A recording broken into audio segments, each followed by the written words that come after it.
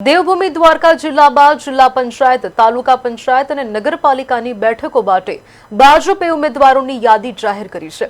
યાદી જાહેર થતાં જ ઉમેદવારો પોતાના સમર્થકો સાથે ઉમેદવારી ફોર્મ ભરવા જિલ્લા પંચાયત કચેરીએ પહોંચ્યા હતા।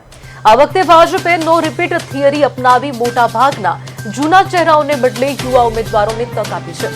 જિલ્લા પંચાયતની કુલ 22 બેઠકો, તાલુકા પંચાયતની 80 બેઠકોને ખંભાળિયા તથા રાવલ નગરપાલિકાની 60 બેઠકો માટે ઉમેદવારો મેદાનમાં ઉતરાયા છે। દ્વારકા અને કલ્યાણપુર તાલુકા પંચાયત તેમજ ખંભાળિયા અને રાવલ નગરપાલિકામાં યુવા અને સક્રિય કાર્યકરોને તક મળતા કાર્યકરોમાં ભારે ઉત્સાહ જોવા પડ્યો છે। ખંભાળિયામાં આવેલ જિલ્લા પંચાયત કચેરીએ ફોર્મ ભરતી વખતે ઉમેદવારો અને તેમના સમર્થકોમાં ભારે જોશ અને ઉત્સાહનો માહોલ જોવા પડ્યો છે।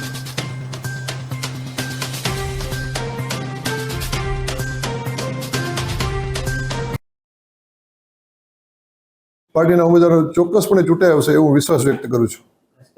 ઉમેદવારોમાં ખૂબ ઉત્સાહ જોવા મળી રહ્યો છે। ગઈકાલે અને આજે દ્વારકા કલ્યાણપુરમાં ખૂબ મોટી સંખ્યામાં ઉમેદવારો પોતાના સમર્થકો સાથે ઉમેદવારી પત્ર ભરવા જઈ રહ્યા છે।